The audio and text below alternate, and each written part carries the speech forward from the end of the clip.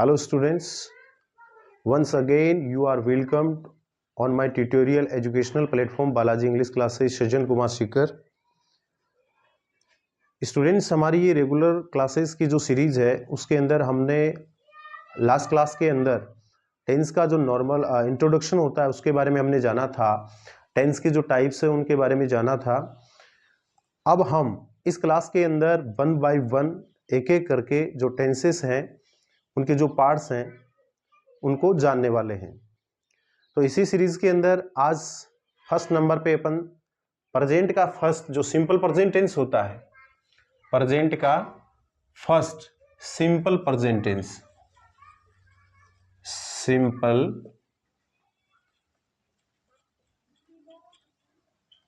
Present tense. Students, आज हम simple present tense के बारे में जानने वाले हैं, यानी इसका आइडेंटिफिकेशन क्या होता है, इसका रूल क्या होता है, वो सारी चीजें अपन इसमें जानने वाले हैं। हालांकि करेक्ट फॉर्म ऑफ वर्ब का हमारा जो क्लास है वो अलग रहेगी, लेकिन इसके बाद इसके अंदर ओनली जो रूल है, आइडेंटिफिकेशन है, वो अपन जानने वाले हैं। तो फर्स्ट ऑफ ऑल हम स्टूडेंट्स इसके अंदर इसका आइडेंटिफिकेशन जानेंगे, यानी सिंपल प्रेजेंट टेंस जो होता है उसका आइडेंटिफिकेशन क्या होता है। आइडेंटिफिकेशन, इसका आइडेंटिफिकेशन क्या होता है। आइडेंटिफिकेशन मीन्स होता है पहचान, यानी सिंपल प्रेजेंट टेंस का आइडेंटिफिकेशन क्या होता है। तो हिंदी के अंदर इन हिंदी इसका आइडेंटिफिकेशन क्या होगा, यानी इस टेंस के जो हिंदी के वाक्य होते हैं, है ना, हिंदी के वाक्यों के अंत में ता है, ती है, ते हैं, ता हूं, ती हूं, ता हो, ओके, ती हो, etc, etc, etc यानी एक्सेट्रा, ये इसका आइडेंटिफिकेशन होता है। यानी हिंदी के वाक्य के अंत में, यानी हिंदी के सेंटेंस के अंत में यदि ता है, ती है, ते हैं, ता हूं, ती हूं, ता हो, ती हो, etc, ये आइडेंटिफिकेशन दे रखी हो, पहचान दे रखी हो, तो उसको देख के हम आइडेंटिफाई करेंगे कि ये हमारा जो सेंटेंस है वो सिंपल प्रेजेंट टेंस का है। फॉर एग्जाम्पल, आइडेंटिफिकेशन के लिए एक एग्जाम्पल मैं आपको बताता हूं। राम जयपुर जाता है, राम जयपुर जाता है। तो टेंसेस के अंदर आइडेंटिफिकेशन किधर से करते हैं, बैक साइड से, यानी इसके बैक साइड में क्या लगा हुआ है, ता है। तो अपन से किसी ने भी एक क्वेश्चन किया कि राम जयपुर जाता है, बताइएगा इसमें कौन से टेंस का यूज हुआ है। तो इस टेंस का जो आइडेंटिफिकेशन है वो बैक साइड से अपन आइडेंटिफाई करेंगे। ता है दे रखा है, तो ता है को देख करके डेफिनेटली अपन अंडरस्टैंड करेंगे, अपन कहेंगे कि इसके अंदर सिंपल प्रेजेंट टेंस का जो रूल है वो इसमें यूज हुआ है, या सिंपल प्रेजेंट टेंस इसमें यूज में लिया गया है। अब देखिए, ये तो था इसका ओनली आइडेंटिफिकेशन। इसके बाद में हम इस सिंपल प्रेजेंट टेंस का रूल क्या होता है उसके बारे में हम जानने वाले हैं। तो रूल के बारे में हम जानेंगे। रूल मीन्स होता है नियम। तो सिंपल प्रेजेंट टेंस में कौन सा जो रूल है वो अप्लाई होगा वो अपन जानने वाले हैं। अब देखिए स्टूडेंट्स, रूल्स जानने से पहले मैं आपको ये बताऊंगा, हर टेंस के अंदर, यानी हर टेंस के अंदर अपने को मेनली 4 टाइप के सेंटेंसेस, यानी मेनली टेंस 3 टाइप के होते हैं, प्रेजेंट, पास्ट, फ्यूचर, और उनके 4 पार्ट्स होते हैं, simple present, present continuous, present perfect और प्रेजेंट परफेक्ट कंटिन्यूअस टेंस। वैसे ही हर टेंस के अंदर, हर एक टेंस के अंदर, जैसे कि ये सिंपल प्रेजेंट टेंस पढ़ रहे हैं इसके अंदर भी, नेक्स्ट वाला प्रेजेंट कंटिन्यूअस होगा उसमें भी, हर एक के अंदर मेनली मुख्य रूप से 4 टाइप के, यानी 4 टाइप के सेंटेंसेस अपने को बनाने होते हैं। वैसे 5 टाइप के होते हैं, लेकिन एक WH वर्ड वाला होता है, वो भी इंटेरोगेटिव सेंटेंस की काउंटिंग के अंदर ही आता है। देन 4 टाइप के सेंटेंसेस होंगे, और वो 4 टाइप के सेंटेंसेस कौन से होंगे। फर्स्ट इज अफर्मेटिव सेंटेंस, यानी फर्स्ट जो सेंटेंस होता है वो कौन सा होता है अपना, affirmative sentence. Affirmative sentence. This is the first type of sentence. Okay, and second is affirmative negative. Affirmative negative sentence. Okay, third is interrogative sentence. Interrogative sentence. Okay, and fourth is interrogative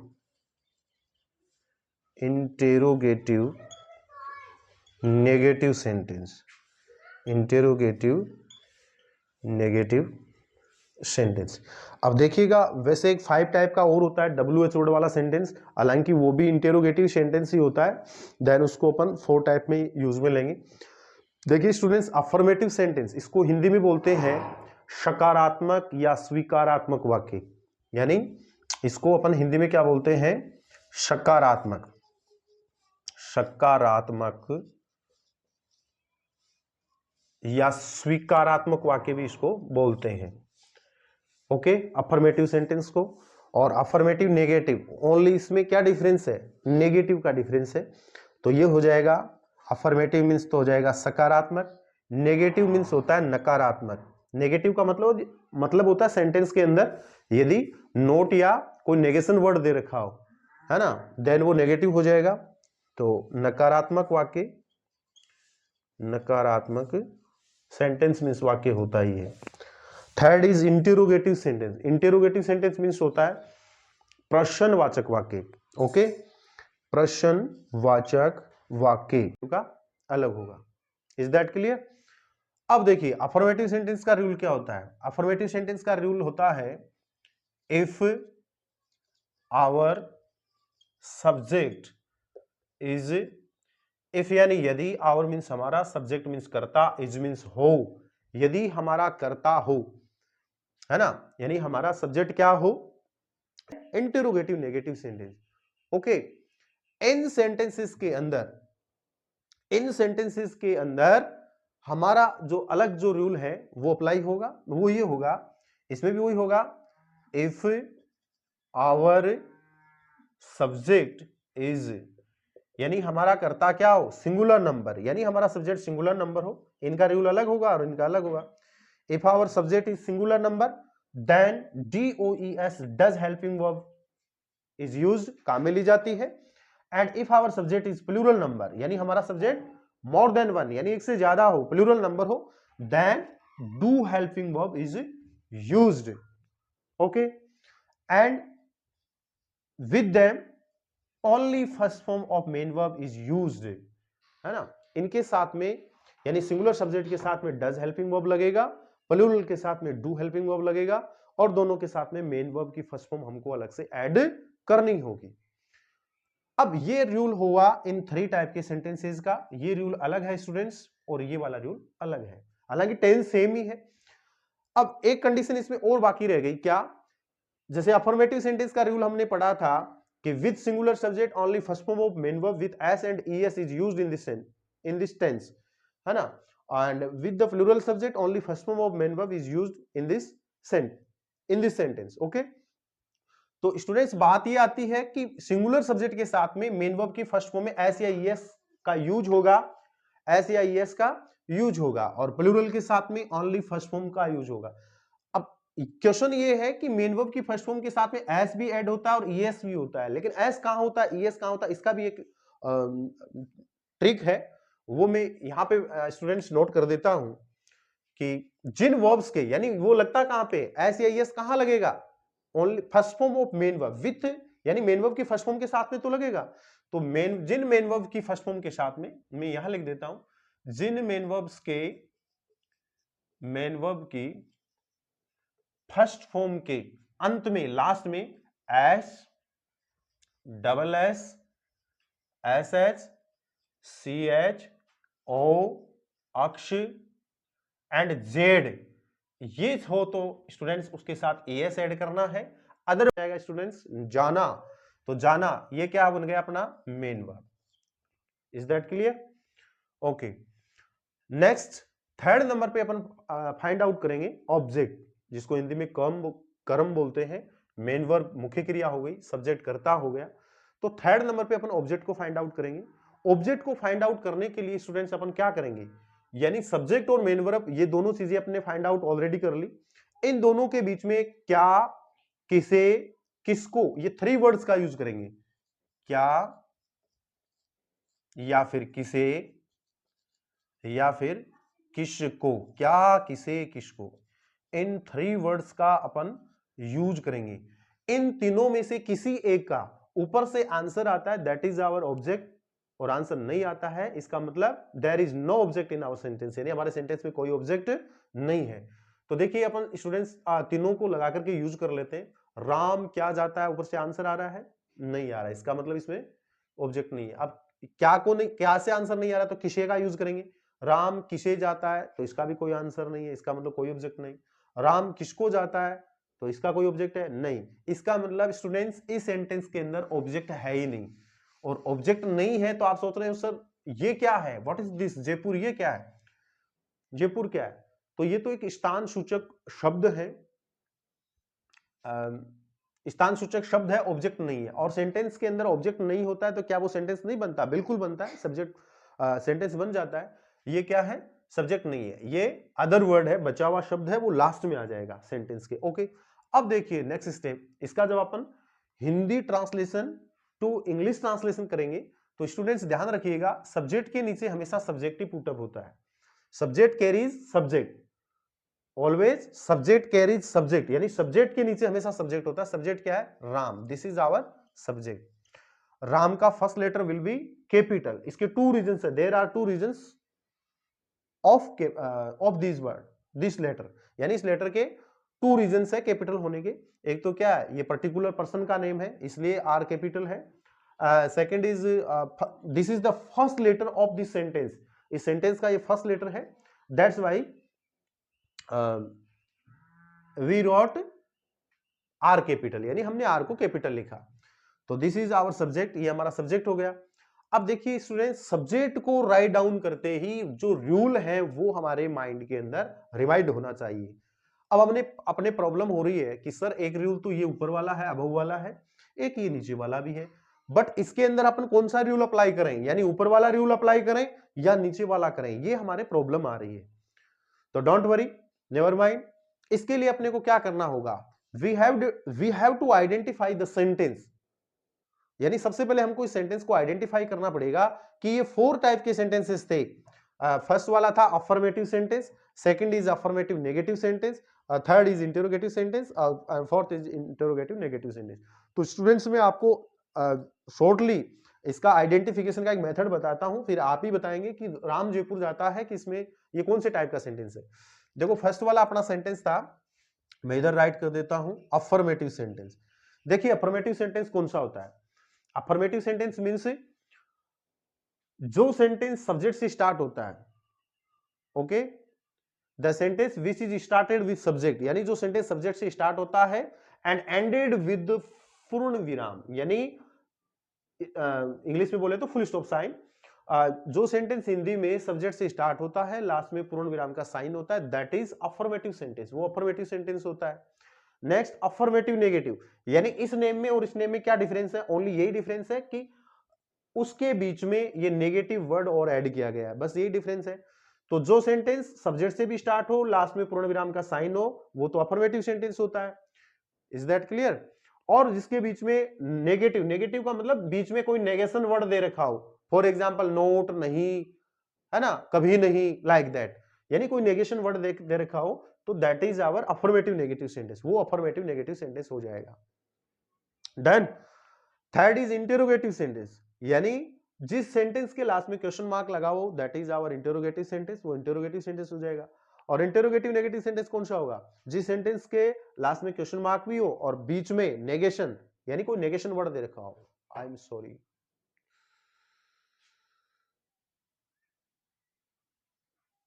तो mobile की light